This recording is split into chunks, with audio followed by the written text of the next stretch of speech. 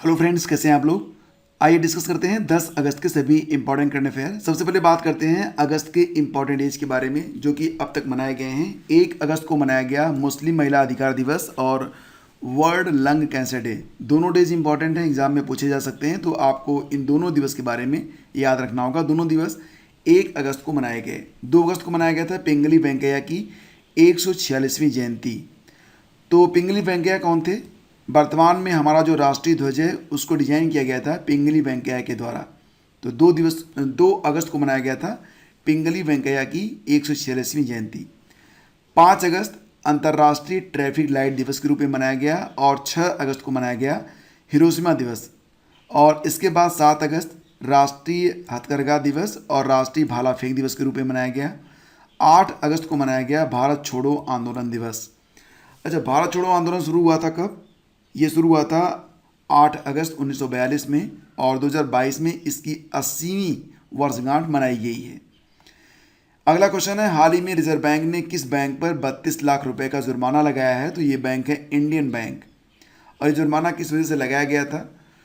तो reserve bank की जो रूल्स और रेगुलेशन है उसको बाईपास करने की कोशिश की गई थी इंडियन बैंक के द्वारा, जिसके लिए 32 लाख रुपए का जुर्माना उसे सहना पड़ा है। ये जुर्माना लगाया गया है रिजर्व बैंक के द्वारा। इंडियन बैंक का हेडक्वार्टर मिलेगा आपको चेन्नई में। सीईओ हैं वर्तमान में श्री शांतिलाल जैन 1 सितंबर 2021 से। और इंडियन बैंक की स्थापना कब हुई थी? 15 अगस्त 1907 में। हाल ही में किस देश ने अपने दनूरी नामक चंद्रयान मिशन को लॉन्च किया है? तो ये देश है दक्षिण कोरिया। दक्षिण कोरिया ने दनूरी नामक चंद्रयान मिशन को लॉन्च किया है। इसमें नासा जो है वो दक्षिण कोरिया की हेल्प कर रहा है इस मिशन को लॉन्च करने के लिए। तो याद रखिएगा कि जो दनूरी नामक चंद्रयान मिशन है ये सबसे नया मिशन है जो कि चंद्रमा पर जाएगा और ये स्टार्ट किया गया है दक्षिण कोरिया के द्वारा। बर्मिंघम राष्ट्रमंडल खेल 2022, जिसको आप कहेंगे CWG 2022, इसको बर्मिंघम के नाम से भी जाना जा रहा है। तो ये जो खेल हैं ये समाप्त हो चुके हैं। इनका जो आयोजन था वो हाल ही में 28 जुलाई से शुरू होकर 8 अगस्त तक चला है। इस पर एक डेडिकेटेड वीडियो मैं आपको ज़रूर दूंगा ताकि आप बर्मिंघम राष्ट्रमंडल खेल के बारे में सभी जो इम्पोर्टेंट फैक्ट हैं उससे आप अवगत हो सकें। तो बर्मिंघम राष्ट्रमंडल खेल यानी कि CWG 2022 की पदक तालिका में भारत की रैंक है चौथी। पहले स्थान पर है ऑस्ट्रेलिया, याद रखना, यानी कि टॉप पर है ऑस्ट्रेलिया 178 पदक जीते। दूसरे स्थान पर है इंग्लैंड 176 पदक के साथ और तीसरे स्थान पर है कनाडा 92 पदक के साथ। चौथे स्थान पर भारत है 61 पदक के साथ। भारत ने कुल 22 स्वर्ण जीते हैं, 16 रजत जीते हैं और कांस्य जीते हैं 23। तो यहाँ पर ये जो खेल हैं इसका आयोजन हुआ था 28 जुलाई से 8 अगस्त तक। ये याद रखना आप। ऑस्ट्रेलिया ने कुल 178 पदक जो जीते हैं उसमें गोल्ड जीता है 67, सिल्वर जीता है 57 और ब्रोंज जीता है 54। देखो, अभी मिस इंडिया USA की घोषणा की गई है। मिस इंडिया USA 2022 बनी है आर्या वावलेकर। ये हैं आर्या वावलेकर जो कि मिस इंडिया USA बनी है 2022 में। उप विजेता कौन बनी है? सौम्या शर्मा बनी है। और मिसेज इंडिया USA कौन बनी है? अक्षी जैन, जो कि रहती हैं वाशिंगटन में। और ये जो प्रतियोगिता होती है इसका आयोजन किया गया था न्यू जर्सी में। ये 2022 में इसका 40वां संस्करण आयोजित किया गया। भारत ने किस देश के साथ वज्र प्रहार 2022 नामक संयुक्त सैन्य अभ्यास का आयोजन किया है? तो भारत और अमेरिका दो देश मिलकर वज्र प्रहार नामक जो संयुक्त सैन्य अभ्यास है इसका आयोजन करते हैं। 2022 में इसका आयोजन हुआ कहाँ पर? हिमाचल प्रदेश के बकलो में। और 2022 में इसका 13वां संस्करण जो था वो आयोजित किया गया है। हाल ही में विश्व आदिवासी दिवस मनाया गया था 9 अगस्त को, याद रखना। ये बहुत ही इंपॉर्टेंट है, जिसकी थीम रही है the role of indigenous women in the preservation and transmission of traditional knowledge. तो विश्व आदिवासी दिवस प्रतिवर्ष होता है 9 अगस्त को। नेपाल क्रिकेट टीम के नए मुख्य कोच के रूप में किसे नियुक्त किया गया है? तो ये हैं मनोज प्रभाकर, जो कि भारत के पूर्व क्रिकेटर हैं। अब नेपाल क्रिकेट टीम के मुख्य कोच बनाए गए हैं मनोज प्रभाकर। ये भारत के पूर्व क्रिकेटर हैं, वर्तमान समय में अब नेपाल क्रिकेट टीम के कोच बनाए गए हैं।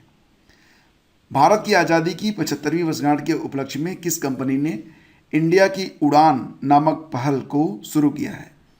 तो ये पहल शुरू, यानी कि जो इंडिया की उड़ान नामक इनोवेशन है, पहल है, इनिशिएशन, इसको स्टार्ट किया गया है गूगल के द्वारा।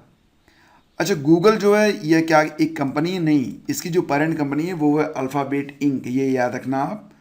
और किस देश के वैज्ञानिकों ने कोशिका की मदद से दुनिया का पहला कृत्रिम भ्रूण यानी कि सिंथेटिक एम्ब्रायो को विकसित किया है? तो ये देश है इजराइल। अब ये जो भ्रूण बनाए जाएंगे इसका उद्देश्य क्या है?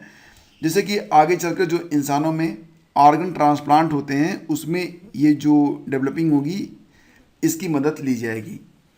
तो इजराइल पहला देश है दुनिया का जिसने पहला कृत्रिम भ्रूण सिंथेटिक एम्ब्रायो को विकसित किया है। ये काफ़ी इंपॉर्टेंट है।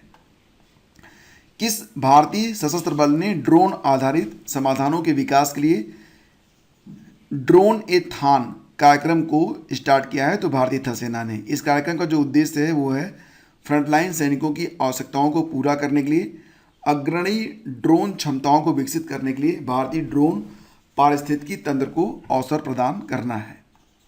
रक्षा प्रदर्शनी 2022 यानी कि डिफेंस एक्सपो 2022 का आयोजन कहाँ पर होगा? तो ये अक्टूबर में होगा, गांधीनगर गुजरात में। पिछली बार इसका आयोजन हुआ था 2020 में। कहाँ पर हुआ था? लखनऊ में हुआ था।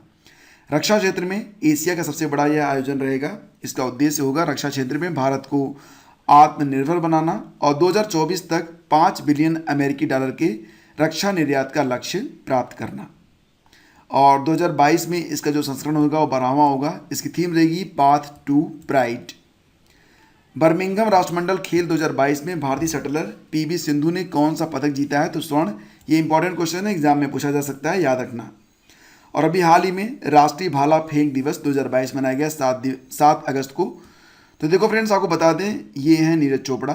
नीरज चोपड़ा ने 7 अगस्त को टोक्यो ओलंपिक 2020 में स्वर्ण पदक जीतकर इतिहास रचा था। और अब भारतीय एथलेटिक्स महासंघ यानी कि AFI इस दिन को राष्ट्रीय भाला फेंक दिवस के रूप में मना रही है।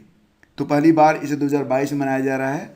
और 23 वर्षीय एथलीट ने 87.58 मीटर की दूरी तक भाला फेंककर ओलंपिक में व्यक्तिगत रूप से पहला और एकमात्र स्वर्ण टोक्यो ओलंपिक 2020 में जीता था। ये देखो गुस्तावो पेट्रो हैं। गुस्तावो पेट्रो किस देश के पहले वामपंथी राष्ट्रपति बने हैं? तो इसका आंसर हो जाएगा कोलंबिया। कोलंबिया के वामपंथी राष्ट्रपति बने हैं, पहले वामपंथी राष्ट्रपति हैं ये गुस्तावो पेट्रो। और किस राज्य सरकार ने अगले शैक्षणिक वर्ष से शिक्षा में 100% न्यू एजुकेशन पॉलिसी को लागू करने की घोषणा की है? तो ये राज्य है गोवा। गोवा आप पहचान रहे होंगे। गोवा की जो सीमाएं हैं वो एक तरफ तो अरेबियन सी से लगती हैं और फिर महाराष्ट्र और कर्नाटका से, ठीक है, ये गोवा है। तो यहाँ पर देखिए 2 बातें याद रखना कि जो न्यू एजुकेशन पॉलिसी थी ये लाई गई थी एजुकेशन पॉलिसी 1986 की जगह, और इस पॉलिसी को लीड किया गया था किसके द्वारा? डॉक्टर के कस्तूरी रंगन के द्वारा। ये 2 बातें इंपॉर्टेंट हैं और इसको यूनियन कैबिनेट ने मंजूरी कर प्रदान की थी 29 जुलाई 2020 को। तो फ्रेंड्स ये थे आज के प्रश्न और उम्मीद करता हूँ कि ये सेशन आपके लिए काफ़ी हेल्पफुल रहेगा। Thank you so much. Please do like and share.